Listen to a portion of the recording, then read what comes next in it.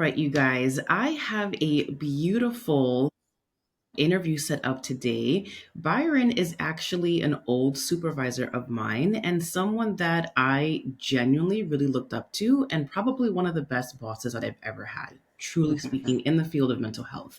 So, welcome, Byron. We're so happy to have you here. How's your morning? How are you feeling today? Yeah, I'm feeling good. Excited that it's Friday. Yeah, Ready to get to the weekend. yeah. Hopefully get some recharging done. Same.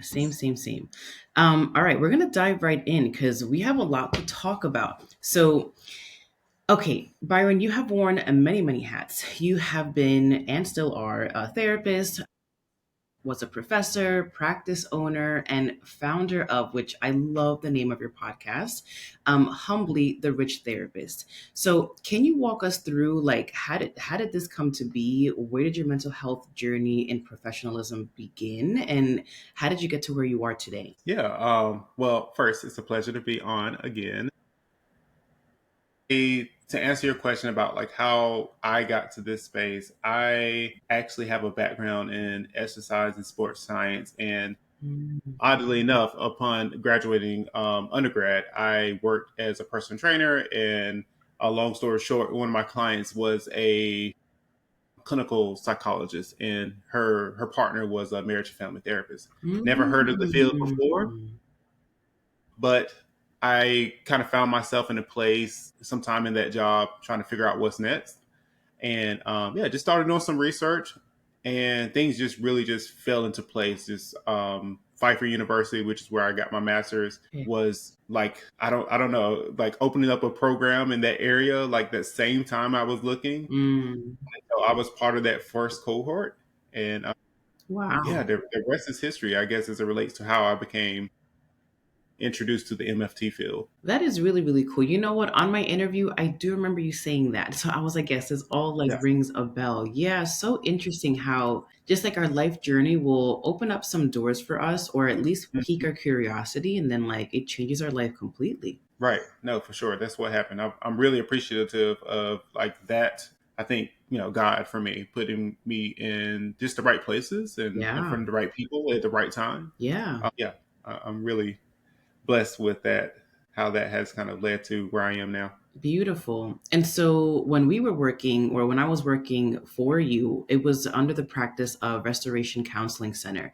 So Yes. if I remember correctly, correct me if I'm wrong, I remember you being like a really, at least this was the energy that I got from you, like it's just a really abundant and giving person. And I say that because I remember I was working in private practice before this one, before yours.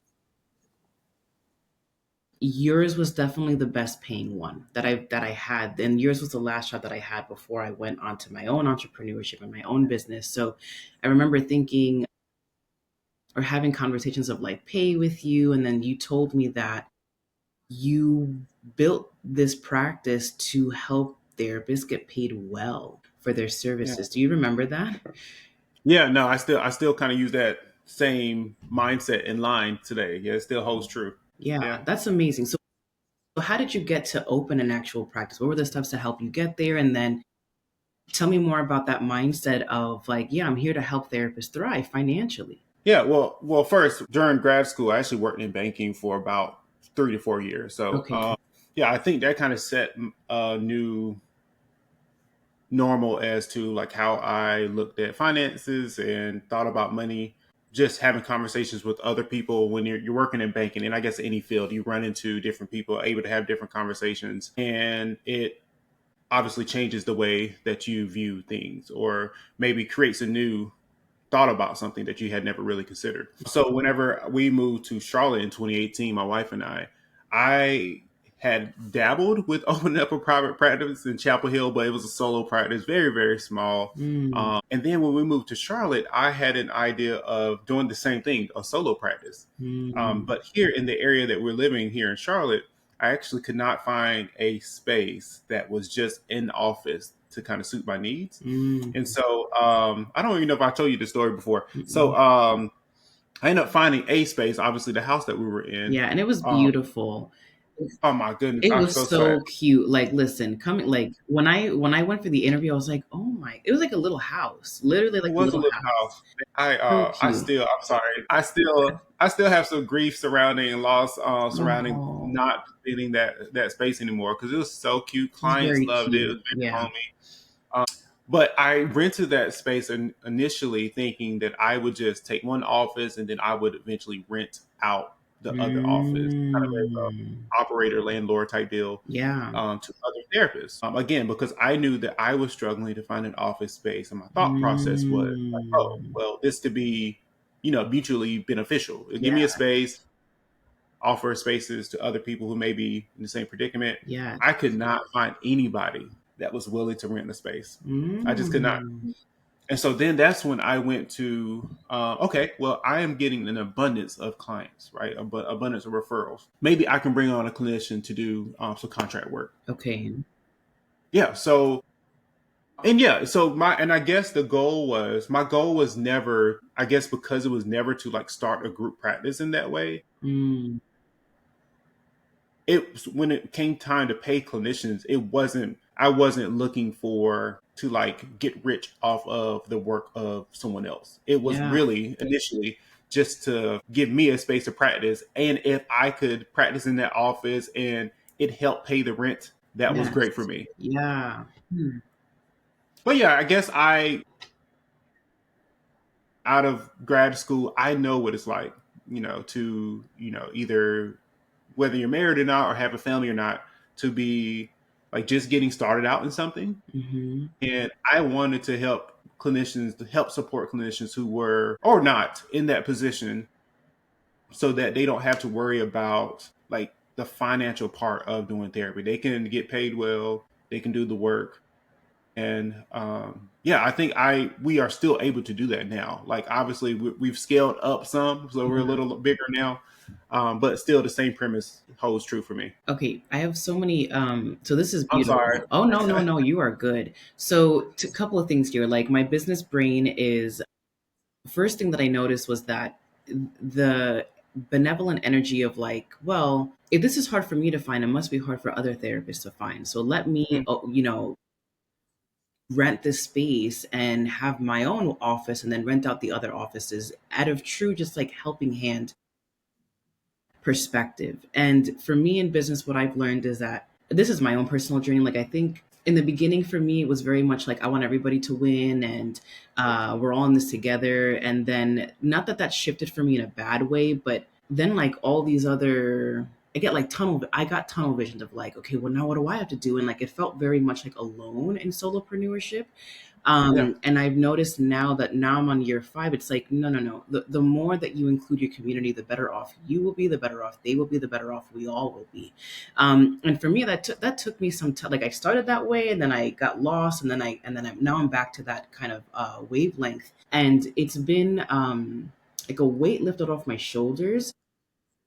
And so I bring this up because how does someone get into the mindset of, well, what does that even look like financially, right? Like you can have the thought to want to help a lot of people, Yeah. but how did you trust that you'd be able to afford the entire space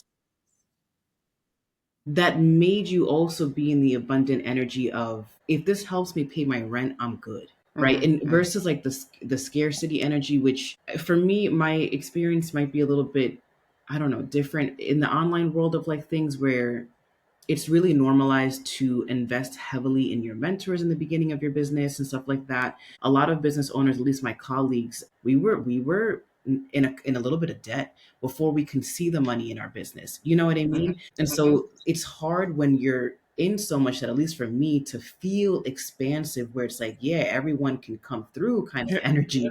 You know what I mean? When it's like I got big bills to pay, or that's how it felt. So how did you come to the space where like you felt so giving and you were able to be so giving, and then maybe also trusting, because you say that we had a lot of leads, which I believe, and also, but like I don't know. So it's just mindset for me of like how can you trust that they would keep coming even if you continue to hire help? Like was that an issue for you at all? Yeah. Yeah, that's a really packed question. Yeah, and I get where it's coming from. No, so one, I would say I don't know that I was all that altruistic. Like like even now, I think I try to do the right things Hmm. and really try to live by this premise of just doing the right thing because it's the right thing to do versus doing the right thing and like the like God or life Yes. will kind of Will give it bless back to you. me. Right. So I try to just do the right thing just because it's the right thing to do. And I also do believe that if I do that, and if I take care of people, that it will in some way Come back. come back. Yeah. So no, I mean it's a great question though. So I think for me personally, and this is why this has to, when you start a business, it has to be like a personal journey. Because Hmm. for me, in my family, so moving down here, my wife is obviously a physician, so I had the support of her, right? And also, it at the time it wasn't my only source of income. Okay. So I'm a musician, for example. I So didn't know I that. yeah, yeah, yeah. So I'm a musician. So I've been a church musician probably since I was 10 or something like that, something crazy. Okay. So so I had some other means of income. Sure. And no, it's a great question about like even when you start a group practice, like, hey, I was getting leads because Hmm. I'm a black male in Hmm. this area of Charlotte where there were really no other mental health practices. Mm. And so I knew I was getting leads, but bringing someone else on, I didn't know if, but I was assuming, I was hopeful. Yeah. And we were I getting leads. Like we were yeah, never not getting oh yeah, leads. yeah, no. And so I was assuming like, well, man, if I'm getting, because everyone I talked to, like, and I did my due diligence, obviously not knowing all of what I know now, because I had never done a anything like that before, like Mm. ever. So it was very much of a do your due diligence. Like Hmm. I went to various doctors' offices, had conversations, brief or sometimes text Mm. conversations about, hey, what are the needs here, right? Mm. And everything I was hearing was like, man, we don't have any therapists to refer to in this area. Like, thank God you guys are coming Oh because you're thinking wow. about opening something. So, and I knew that. So, and also there were stair steps. I knew if I could initially get enough traction where I'm able to at least closely break even on my Hmm. expenditures, like anything else and anyone else that I brought in would just be icing on the cake, Yeah. right? But no, to your point, I mean, that's what makes business stuff tough, right? Like you have to have a certain amount of faith. Hmm. Obviously, no matter how much stuff you do on the front end in terms of due diligence, like it doesn't always translate into success. Hmm. Hmm. So so whatever is in the middle of that for me is faith, Yeah. Very right? much so. Yeah. But yeah, I mean that's a All right, tough. let's get into that combo because Yeah. I also believe that yeah, without faith, like this is a very a tough journey to be on if you don't have like a larger sense of belief that it's gonna work out eventually, no matter how long it takes. Yeah. And also for me personally, that like this is your God given purpose, talent. I always use, terminology like God source universe, but I believe it's respectfully, it's all the same. Sure. This, not to be disrespectful, but like that's how I view things of like, Okay. there's this higher power, then like there's something Yeah. that is calling of me. And it's my duty to show up and say yes to the calling, right? Sometimes I understand why, like, for example, for me personally, when I was first starting off, I was just handling, anxiety mostly and a little bit of depression like client wise. That's what I was Hmm. advertising myself as. And then before I became a mom, I was getting all these notions, I guess you can call them intuitive hits of like, oh, you should work for moms. At that time, for me, it was like, that is the last thing I want to do. I don't know why. I wasn't interested. I was like, nope, nope, nope. I'm gonna stick to anxiety. That's what I know how to do. Like that's where I'm gonna keep it. And people kept asking me. I feel like I kept seeing signs, and I was like, really? Anyway, long story short, that's when I began my like motherhood mentorship programs. It was just the one, and then it turned into many. And like that's my brand now for the most part. Right. Like and so there was a lot of resistance for me initially to make that jump. And it was mostly faith over logic. And Hmm. sometimes for me in business, like that's what's really helped me grow and jump. It's like, I don't know if this is going to work, but I keep getting these signs and I feel like my faith is calling me to do this. So I'm going to go ahead and just listen. Right. And I feel like that takes a lot of courage to kind of just put yourself, I don't want to say on the line like that, but yeah, like we're just going to make this leap of faith and hope. I don't want to say hope that it works and we're just winging it. Like there's a lot of business mindset behind those moves, and I'm doing Yeah, my for sure. due diligence and best to make sure that it does work. But like anything else, you could put in the work and it could not work initially, Yeah. right? No, So it's a risk. it's a risk, right? And I think also like being a business owner, faith aside, mental health wise, you also have to be in a good place to be able to hold those doubts and overcome the fear and talk yourself through like hardships and things of that sort. So, can you can you talk to us more about that? Of course, having your background in psychology and how that has probably benefited you as a business owner. Yeah. Well, first, I'd probably be remiss if I did not say and kind of use a caveat of just the support system I have. And again, this is why it has to be personalized to each individual person. That means a lot, right? Like having the support of my family, extended and also close, and obviously my wife. That helps you feel Supported, safe safe, to, right, supported and safe to take leaps, right.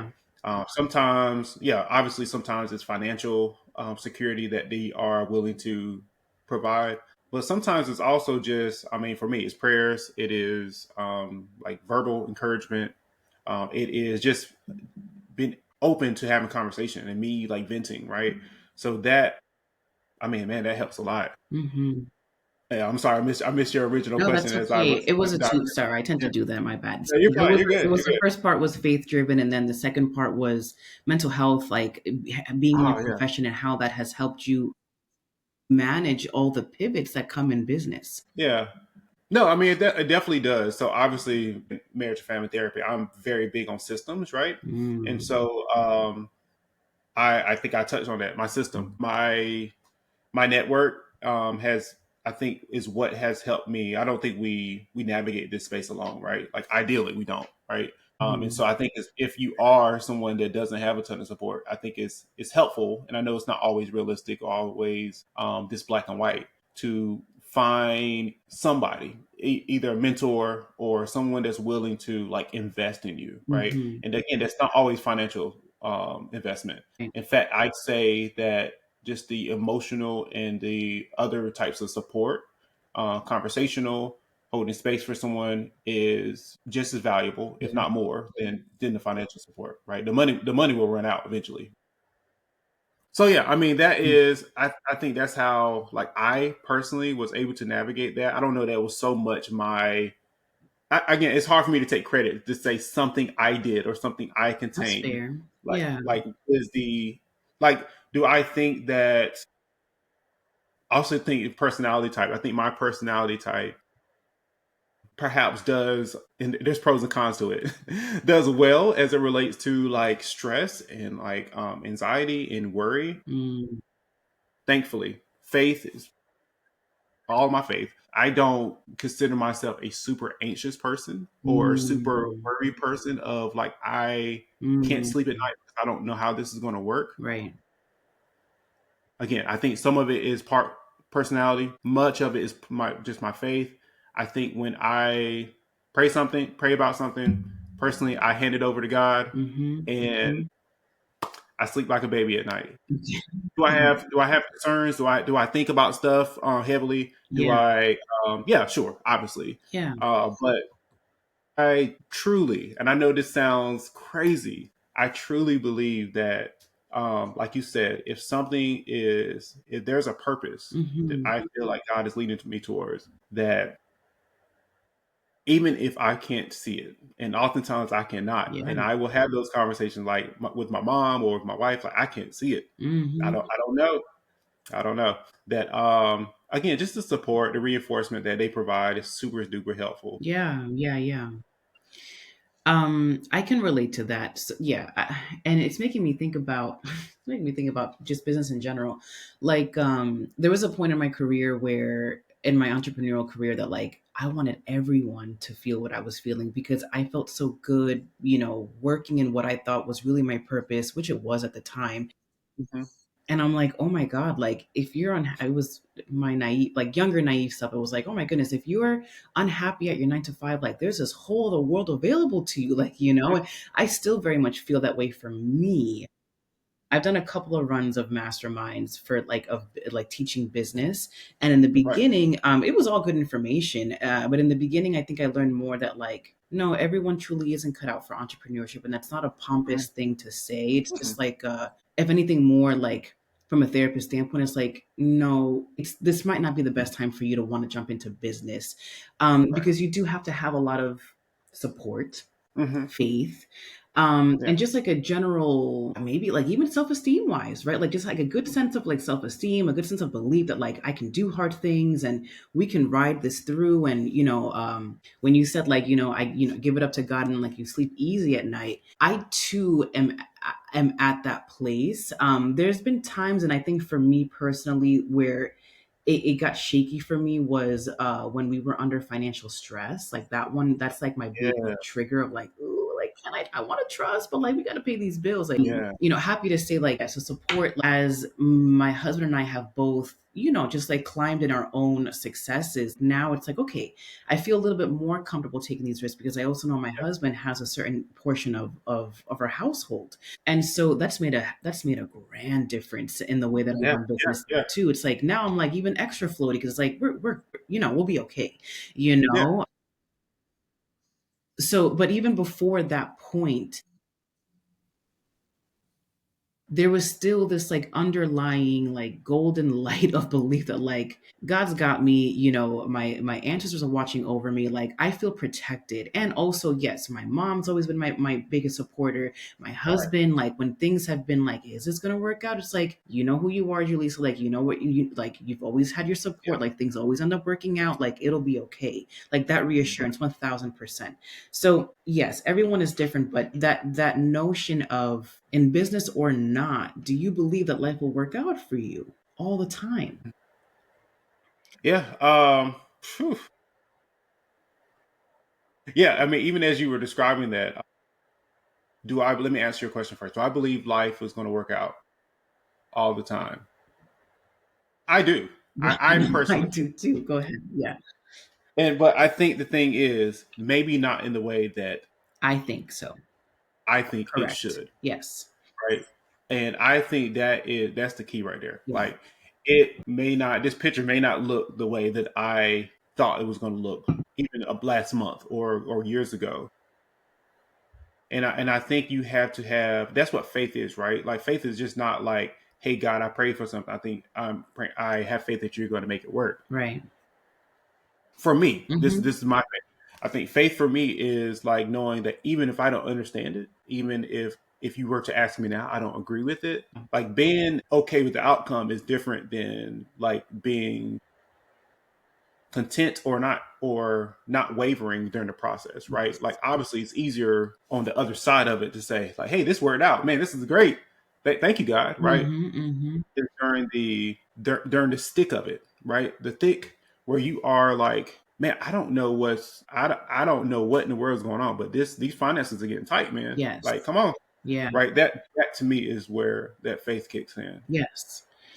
Yeah. Yeah. But yeah, you were talking about like some people, and again, I was careful not to. Again, it's individualized, right? I Mhm. do think you have to have a certain amount of stick to itiveness, perseverance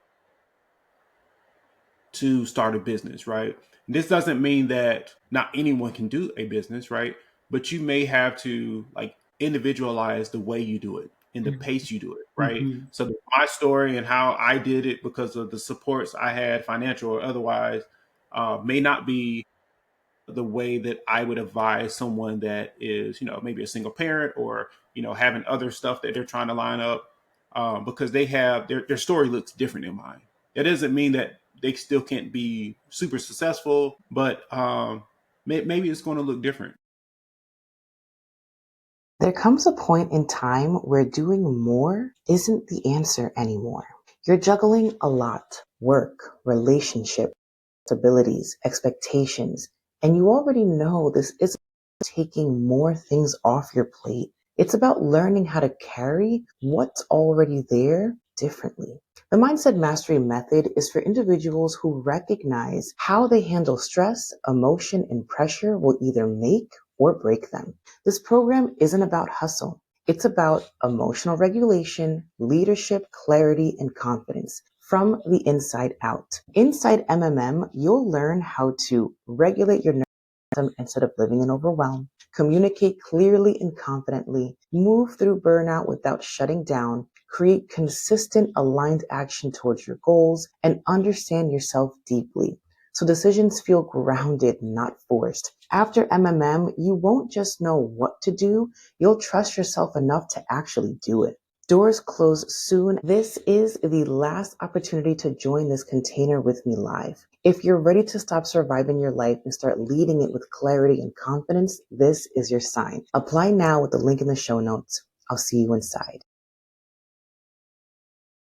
Yeah, yeah. Yeah, it's a very personalized journey, and we can't force anything or anyone to be what they're not supposed to be at that time. Right. And I think that comes just like with everything. Like I too, and not that I feel like the I don't think timidness is a good word, but sometimes when I also share in the belief that like I really do think that everything is always going to work out for me, I tend to like be weary of how I say it because it's not that I'm living in la la land. And Yeah, like, you yeah, know, I, that like right. everything is always grand and butterflies and like even through the hardships, it's like, yeah, there's this great underlying belief that even though times are rocky, you have the greater plan here. Like I'm just gonna follow suit and just we're just gonna ride this wave, you know? Yeah, And so yeah, sometimes when I say that it's like because I also know as a therapist what it's like to not feel that way through other people's yeah, storytelling and yeah, you know, and it's yeah. like when we say things like that, for some people that might seem like what, like how could you Mhm. really? And it's just like yeah, we perhaps we've just been blessed with that kind of mindset or with that kind of Yeah, for sure. perspective, but that is truly how I feel as well. So I agree with you there.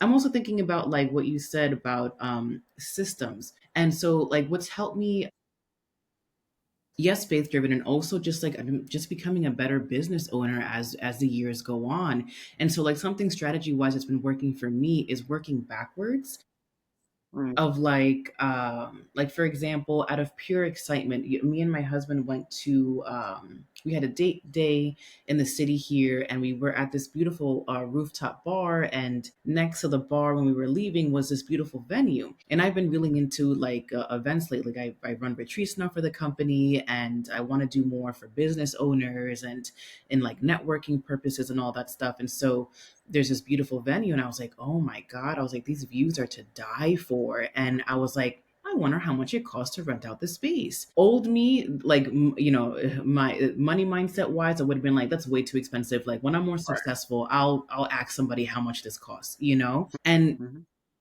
it was last week, and I was like, no, let me just ask, because if I know the number, then I can work my way backwards of how many seats do I have to fill, how much would Hmm. those tickets cost, what are we going to be offering if it is a high ticket price point, you know, like Yeah, I'll figure out the details later, but I can't possibly start manifesting or brainstorming or doing anything if I don't have the physical number of like information. how much does Right, it cost to rent out the space, you know. right, So that's also for me come with like just like time and trust of like we can figure this out. I need to know the numbers first, right. right? And so has how has that looked like in your practice and what you do in business and like just like the numbers game behind everything? How did you manage all of that? Yeah. No, that's a really good question. I so alongside what you're saying, I think, and I've had this conversation with other people, including like people on our team of, and you know, sometimes I even have to be reminded of this, right? Of thinking, using our small imaginations to like forecast what things can be, right? And I try to get out of that space for me because I don't, at least my hope is, and this is my faith, right? I hope that my mind can even fathom the things that God has for me, right? And that's Mm, my mindset, right? That I try to. I'm thinking too small, right? Like, and might anything bigger happen? Perhaps not, you know, But even that event space, like the I think the human in many of us say, man, that's too big, like that's too much, Mhm. right? Mhm. My thought process is, yeah, for me, perhaps it is, right? And where I see that I am at right now. But I don't know. I don't know where God is leading me, right? I don't know what He has for me, and my belief is that it's greater, right? Mhm. Now, how I have navigated that process, oh man, I think I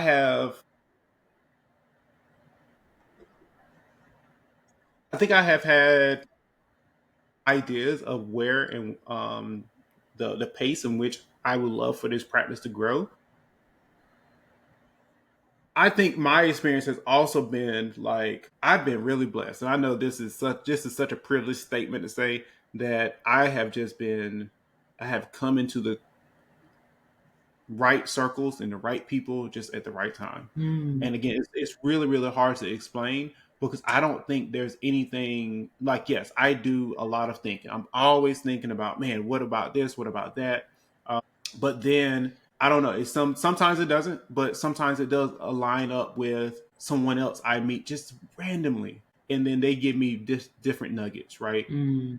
or different resources to check into, and things just seem to just take off from there, right? So I'm not always like I think a lot. I'm always dreaming. I'm always thinking about well, what if we did this? Like, man, I really want to like be able to provide more pro bono work. Man, that would be we the community really needs that. Mhm. How can I do it? Let me think about how to do it. And as soon as that thought process that happens, it almost always feels like there's something I run into somebody Mhm. Mhm. at church or Mhm. at store, and conversation did not tell them anything. Yeah. Conversation just so happens to lean somewhere adjacent to the thought process I've already been having. Yeah. So yeah, I don't know how it happens. Are you big on like do you are you big on like manifesting and like energetically like how things come to be? I wouldn't say I'm well versed in that, but I believe in that. I do believe that we Yeah. can manifest So things. I think because there's yeah. it's a lot of what like yeah, like I teach a lot. Like for me it's and I've been taught this too like by other like teachers and professionals of like it's this feel good energy. For me it's you can manifest anything good or bad. Mm, And for me it's the feeling that is invoked within you when like you like for example, when you look at emotions, if you ever see like there's a chart of like how much something vibrates, the frequency of the emotion. So like happiness and mm, gratitude and love are really, really high up there. And then like frequencies like emotions like sadness or grief or shame and guilt, mm, they vibrate much lower. Which for me mhm. as like a therapist, when I look at like the science of things like that and I think about mental health, I'm like, well, that makes sense of like when someone is Yeah, yeah. depressed, like they have low energy, Energy, yeah. right? When someone is like super grateful and happy and like all the things like they vibrate at a Higher. higher at a higher frequency. And so when it comes to manifesting, because it happens for me too, life for me it's kind of always been that way, and it wasn't until I was older that I was like, Mm, whenever I get really excited about something, it ends up happening. mhm, And it's usually always with like good faith and like good like benevolent energy around that mhm, thought of like helping people or like putting something all right. I'll do one super simple example. mhm. Halloween falls like my favorite time of year. And me and so this house literally today is 1 year old. And Okay. so me and the kiddos are throwing a birthday party for the house today. Oh, yeah. Cool. It was my son's idea. And so like even talking about it, like I'm getting super excited because it's like it's fun, it's playful, it's giddy. And so what we do for birthdays here, I'm gonna take my kiddos to the dollar store and I'm like, okay, you guys have $5, like figure out what you want to get, whatever, and then like Mhm, they get a gift.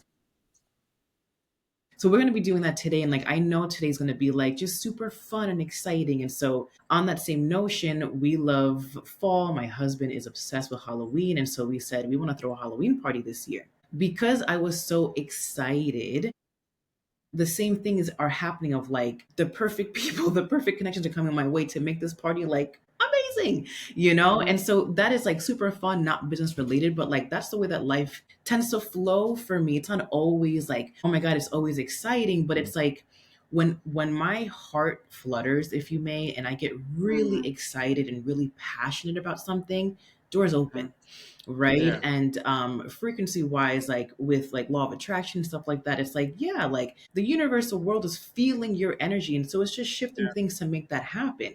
Now in the world of like mental health, the same thing can happen for like thoughts and loops and Mhm. cycles of like energy attracts like energy. So if you're always thinking about life isn't going to work out for me, I'm always getting the crappy end of the stick, and like, you know, you're going Mhm. to attract Attract. more Yeah. experiences like that in your life, which is why, like, I mean, this is not rocket science. Like, greatest things for any of my clients, for anyone listening, is like, state your gratitude every day. Like, what are you Yeah. grateful for? What is good in your life? Like, what can you know, just be in a better state of mind, recognizing what is good even through hardships.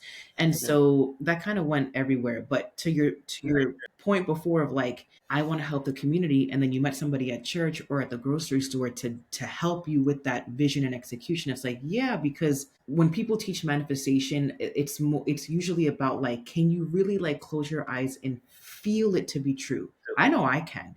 When I get Mhm. excited, I'm like, oh my gosh, like the venue. It's like, oh my goodness, like look at these beautiful views. Like I could see, like if I close my eyes, like I can see like the little cocktail See it. tables and like everybody in like black tie and everyone Right. flourishing in their businesses. Like I want to throw this event so we can all thrive. And that's Yeah. such like feel good, positive energy. It's like the universe is just going to match that vibration and allow me to make this happen in some way, shape, or form, whether it's my idea or something different. It's already there. And truly believe like the world is already moving things to make it happen. Yeah. Yeah. That's a I think that's part faith, and I think that's also part just confidence, right? Like because I can imagine for some people, like being able to think it is one thing. Being able to visualize it, that is like actually visualize it. That is another thing, because I imagine the thought might present, but Mm. then that that part of them that's saying, yeah, nah, yeah, that's not gonna happen. Like Yeah. it's a good thought. It's Yeah. a good thought, but that would never happen. It's too big, right? It's too Yes. much. Okay, so here's a good question for you because I still battle those thoughts. I am Mm, definitely 70%, 80% more like it's happening, but I am yeah, human. And so sure. I'm like, is this happening? I don't know. Hmm. Maybe this was a little too much of a long shot, like, you know? And that's Hmm. also where the faith comes in of just for me, and let me know if this is the same way for you, like staying dedicated to the vision, not in a forceful way, but like my thought process is that if there was a moment in time where I felt really good about this thing and it felt like spirit was literally speaking through me, talking through me, like invoking this plan of excitement and helping, it's like those spiritual nudges for me, it's like the human will interfere, the ego will interfere and be like, no, Hmm. maybe not this time. And it's like, well, I hear you, but I'm also remembering how I felt when I first thought about this project, and it felt really, really good. And it felt like you were going to support me. And it felt, you know, so it's like remembering and anchoring in that, even if I don't always feel it. And that for me, I feel is what's helped me get along in business and stay in business. Because a lot of people start and stop. Yeah, yeah. No, it's yeah, it's hard to stay encouraged, to stay grounded, as you're saying. I think a lot of people, including myself, they're cautiously optimistic, right? Mhm. Which is where sometimes where I find myself, where I'm like, hey, yeah, man, I would love for that to happen. Maybe I can see it in theory, but the actual execution of it or actually manifesting, as you're saying, Mhm. yeah, maybe that for me, that thought process is a little further out of like, hey, I can see it, but will it actually happen? I don't know. Mhm. I think again, I think my grounded is in again personally my spirituality of hey, I've named it, right? I don't know whether I would love for this to happen. If it doesn't, then it just wasn't for me, and I'm okay with that, right? Mhm. And I think that's my grounded. I might just like I'm working on a project now, and I'm hoping it is all and more than what I am even dreaming of, right? Mhm. That's what my prayer is. And but whatever it is, like I Mhm. just want it to be, if it's not for me, if it's not in the greater plan, if it's not in Mhm. God's plan, I almost don't want it. It's not worth it to me. So Mhm. Mhm. I have peace in that of staying grounded with where I'm at right now, trying to be present, and Mm. whatever happens in the tomorrow or 2 years from now, 3 years from now, if it's for me, it will be. And yeah, I know it's not. I know that's tough to grasp.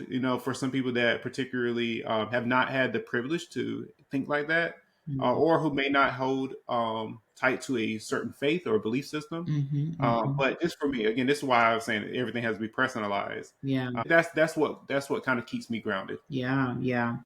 Yeah. Yeah, that's also, I've never been a client of yours, but I would imagine your clients probably feel very supported by you because, yeah, it's very much of like, well, what's going to work for you in your life? Because that's going to be different for everybody. So, on that note, that's a positive thing that I'm saying. Yeah. Okay. Yeah, yeah. In that same notion, so like, I would imagine, one of your goals is helping people define success on their own terms. Would you agree? Yes. Yeah. So, how do you help people get to their own version of success? And then follow up question, what does success look like for you personally? Yeah. Um, how do I help people find their own version of that? Man, one, I think people really have to like define what that means for them individually. I think we see a lot of definitions like on social media and what family and what society kind of tells us. But I think once you ask people just some really basic questions and exploration questions surrounding what does that look like for you? Like, what does success look like for you? I think some people like start off by telling kind of examples, and sometimes they align, right? Sometimes the what I see on social media and what like my true values are, sometimes they align or overlap some. Yeah. But then once you start to like tease out your personal beliefs, like your core and value beliefs versus what maybe has been impressed by on you Yeah. by society or Yeah. family, I think that's where the true value is. And I think for me, that is how I define, like, that's how what my process is of like what my thought of success was when I was 22. It's not what it is now. Mm, It's evolved, right? Like, right. obviously, I think many people, for a variety of different reasons, I imagine, will love some form of financial success, right? Mhm. And I still value that, right? However, the origin and the core of that is not the same as it was when I was 22, right? Mm, Now the origin of that is, and the why behind that is my family, leaving a legacy for my kids, mm. being able to create impact, which I'm really big on. Whether that is within because much of the money I make personally goes back into the practice. Like that is a fact, And right? you said that when I was interviewing, and I think Yeah, I was one of your first therapists, correct? you were. Yeah, you were. Yeah, yeah, Yeah. you were. I mean, it still holds true. Like Yeah. much of the money I make from even other ventures Mm, goes back into the practice yeah. because again, I feel like that practice is one is my baby, Mm, and also it is providing a greater impact than what I alone myself can provide. So I want to invest in it. yes. Yeah. Okay. Sorry. Keep going. Yeah, no, you're fine. So yeah, just in short, that is how again my evolution of how I define success, what that journey has been like. And now again, just looks so much different even than it did 5 years ago. Hmm. My sights have matured in some ways. Hmm. Hopefully, I would like to think I've become less selfish, and also I've just refined and I guess have compartmentalized what my true core values are versus what I might see other people doing. Yeah. I'm trying to lean into more of my purpose instead of what I see others like doing and manifesting within their own Yeah. lives. Yeah. Yeah. Sticking to your lane. I think as therapists, I feel blessed to have entered the field of mental health. I feel like it's helped tremendously with my own personal growth and the way that I view things. And then I also feel that I've always felt this way, even when I was like a young therapist, like first year in the game of like, wow, people are telling me like their deepest, darkest Yeah. secrets. And not only that, but I also get to learn so much from different walks of Mhm. life. Yeah. I say that to say like when we're helping someone define what their version of success is, I've learned along the way that like your upbringing has everything to do with that. Your perspective, what was valued and cherished for you growing up versus or perhaps what trauma you've experienced that has shifted Yeah. what you value, right? And so for me, like when helping someone define success on their own terms, very similar to you, it's like, well, that's going to look different for everybody. And like, what's your story? And Hmm. how can we unpack that to, because sometimes I feel like we think maybe because of the noise on like social media and everything, like we think success looks one way and it's like maybe, but we don't like, Yeah. let's just discover that for you, you know? So I love that your energy throughout this entire episode has been just that. Like whenever I ask a question, you're always like, well, for me, you know, Yeah. which is very, you know, it's beautiful and it's truthful. It's like, yeah, like just because I'm saying something doesn't mean it's gonna hold true for you. Yeah. Yeah. Yeah. That's what I really appreciate about my training, MFT, is that I feel like it was kind of drilled into us. And also, I believe that we all choose fields because of pieces and parts of us that already exist, right? So Hmm. much of the philosophies related to MFT like resonated with me, because I think it touches and speaks to core parts of me, right? So, but I think within that training, it was very much creating space for dual realities, right? Dual experiences, right? And so myself and another person can be in the same space and see something or experience something, and both of us have the privilege, and also it's probably the reality that we're going to see and experience that thing differently. So I always, when I try to when I talk, I try to make explicitly say and keep space for others who may have varying experiences and belief systems, because they're all valid, and it's fine, and that's what creates, for me, that's what creates really powerful conversations and experiences, and that we can all view things differently, maybe drastically differently, maybe slightly different, and also still have a conversation Yeah. and learn. Yeah. So I love all that you shared, and I think just for those of us listening, I think like yes, we entered the fields that we're in for a reason, and like the way that you speak, your energy alone is just very, it's calming, it's grounded, and it's very much like a reassurance of like you do what's good for you. And I'm going to give you the encouragement to find out what's good for you, right? Like don't feel pressured by other people to like do what they're doing. It's like take the time to look into self and like what is going to make you happy in life. Yeah. I love that. What, if anything else at this point in your life, where do you possibly feel that anything has been challenging for you, and how are you currently navigating that or not navigating that? And just letting time kind of do its thing, whether it's personal, professional, family, anything of that sort. What comes up for you? Yeah. Well, this is, I'm gonna try not to talk about business, but this is kind of like leaning into like the true purpose of the Humbly the Rich therapist, right? Mm. This was a very random thought process that I was having. I was getting a lot of emails from therapists and aspiring therapists, and also like therapists in Charlotte, asking me to mentor them, or to like, what are your ways? Like, please set up a conversation with me. Mm. I think that is still a struggle, that kind of, because essentially they were asking like, how do you like set something up that's the scale that you've set up, while Mhm. also maintaining all these other like life things, right? Like Mhm. family, teaching, in a way that can financially sustain you Mhm. and doesn't burn you out, right?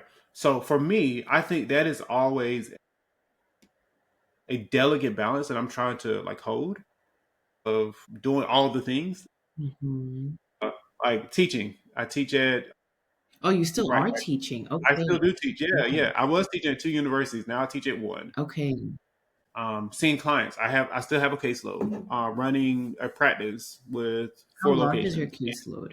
Oh man, right now it's larger than it has been in a really really long time. Right now I have probably like I see 15 to 18 clients a week now. Oh my goodness. Yeah, Yeah. which is a lot bigger. Typically, because of everything, and it's oscillated some, but typically it's been anywhere from like 5 to 12 Yeah. max. Yeah. Um, but now that I'm only teaching at one university, I have a little bit more bandwidth. Sure. But yeah, I mean, I think that's the constant challenge for me. Like, how do I continue to have impact in various Mhm. ways? Impact in the community, impact with running the practice, and impact in my kids and family life, right? Financial and time, right? Yes. Presence. So that's always, I think, there's pros and cons of being a business owner, right? One is I have, to an extent, I have flexibility. And also, like when you are a business owner, you're often, not always, but you're often having you wear multiple hats. Hmm. So like, and now how do I, even though I have the flexibility, how do I set boundaries Hmm. surrounding myself and my family time? And again, it becomes easier because my wife, she's great, very supportive. My kids are super flexible. They know that it doesn't happen often, but if I get a phone call, for example, if I have to run to the office, I can do that. Hmm. But it's always a check and balance with me where I'm trying to say, Hmm. okay, is this, how much do I have on my plate? Is this taking up too much of my bandwidth and Hmm. my in time and energy away from what I want to provide as a father and a husband? Yeah. That's so real. So thank you for bringing that up.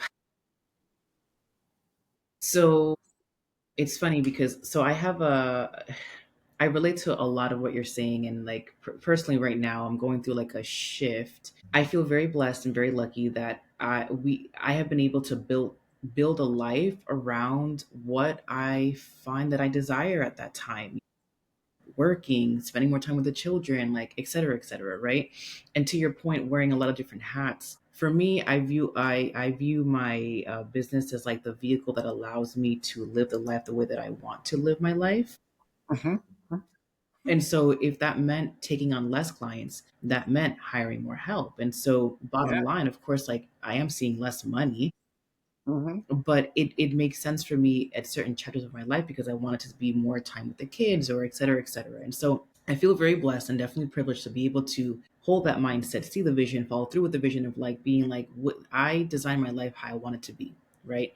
But in the Right. same notion of what you were saying prior, sometimes, and I'm kind of bringing back the previous conversation because it ties into this one very well, I think, of what does success look like for you, right? Hmm. And sometimes I feel like people think that money cures all, or that Hmm. success or fame in any type of way also cures all. And it's like, no matter what stage of life you're in, there's always going to be complexities of some capacity, Yeah. right? And for me, it's all interpersonal. It's just like, how is that going for you and how are you handling that, right? And so when you're mentioning things of like, now you have a caseload of like 15 to 18 a week, that is a little bit higher for most business owners, right? Yeah.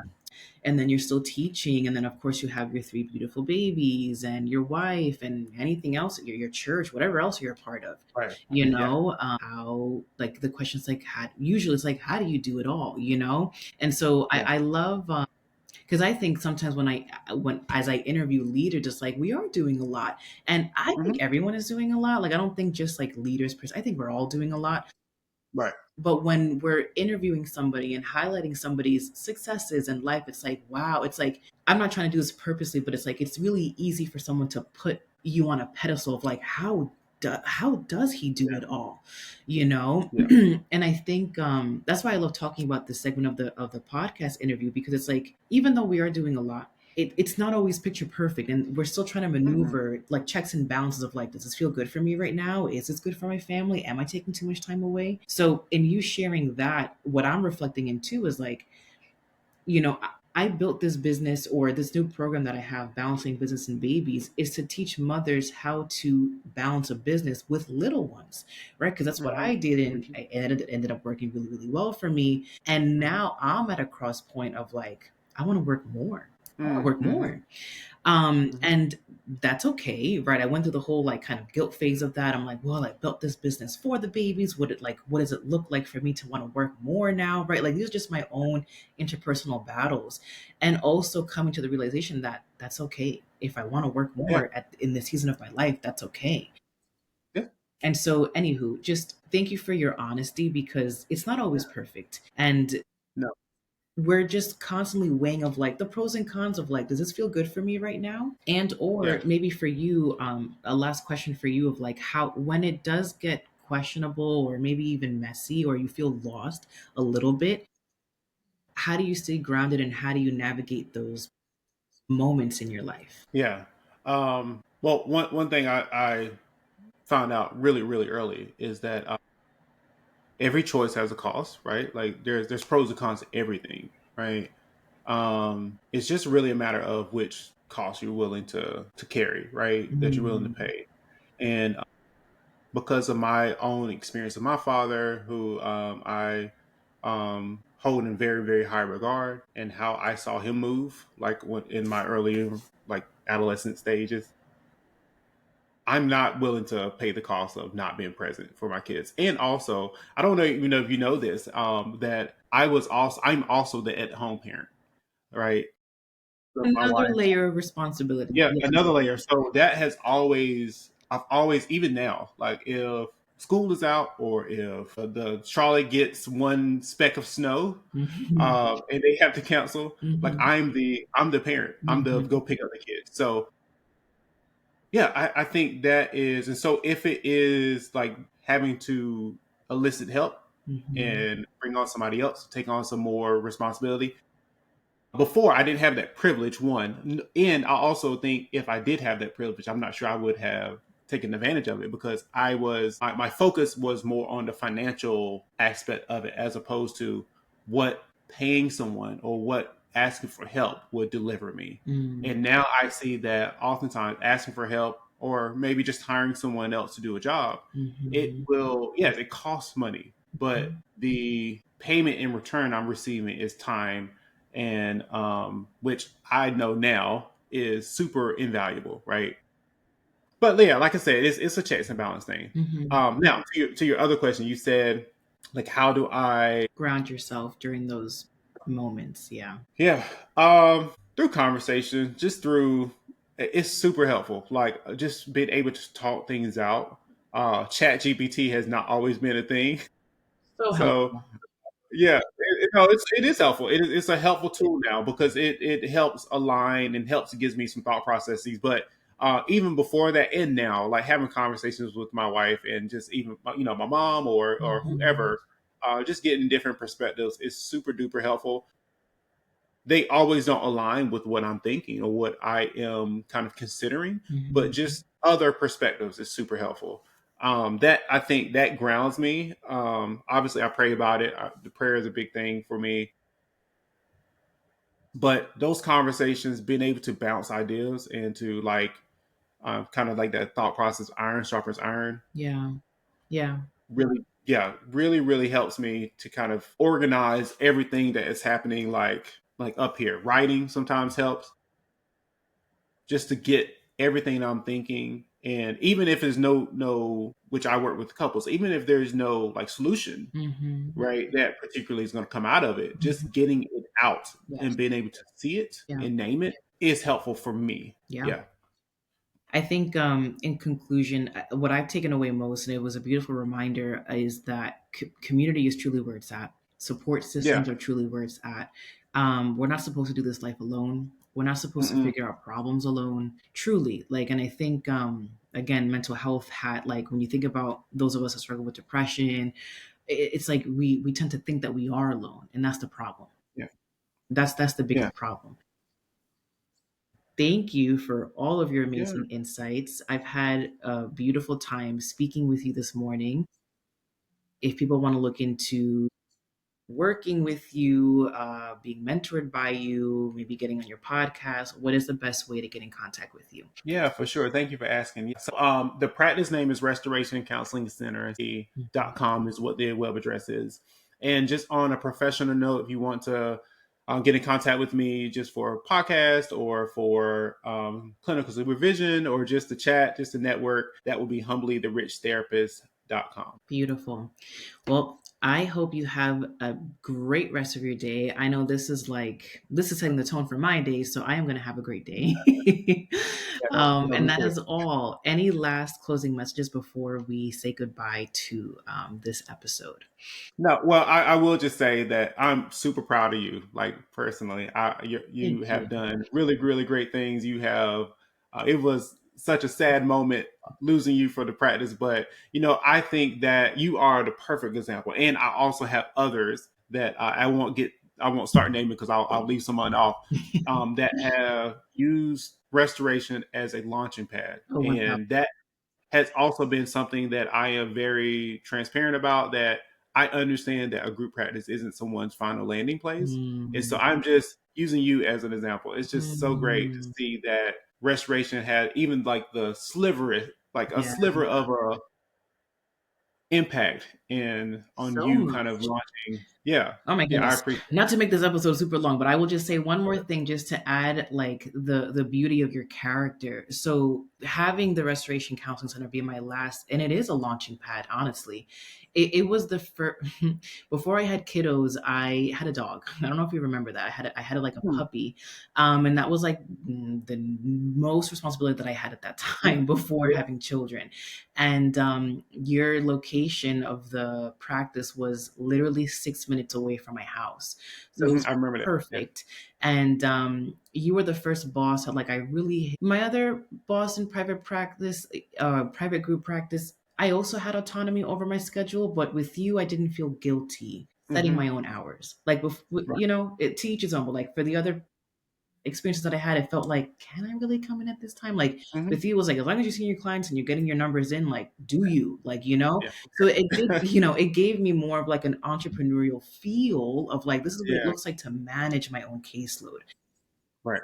That being said, I remember my dog was my priority at that time. He was a puppy, Mhm. and he was, just like maybe 8 weeks old. And I was like, I can't leave him 8 hours alone. That's too Mm. long. And so I created my schedule to, I think I worked 4 hours. I took 2 hours off, and then I worked 4 hours again. And I Mhm. did that because by the time I took my 2 hour lunch break, I could go home, see him, walk him, and then he'd only be by himself for like 2 hours before my husband came home. And I would be Right. okay talking about costs. I would be okay working later in the night if that meant that my dog didn't have a long stretch of time Yeah. without being seen, right? And so 1000%, I didn't really thank you for bringing it to light, because yes, your practice was a launching pad of like, I think I can do this by myself. I think I like how this feels. And also, when I brought it to your attention, you were 1000% supportive of my endeavors, which was a Mhm. complete game changer as well. So Yeah. I've told you before, but I'll say it again. Thank you so much for being I such a appreciate it. positive leader, supervisor, business owner. Yeah, I feel grateful to have crossed paths in this way, that we're still in conversation. Yeah. Yeah. So, yeah, just thank you. Yeah. Well, I appreciate you saying that. Yeah. Yeah. Alrighty. Well, obviously, if you haven't fell in love with his energy, like just go find out more about him with the links provided below in the show notes. Thank you for your time, Byron, and we will talk soon. All right. Cool. Thank you. Bye. Bye for now.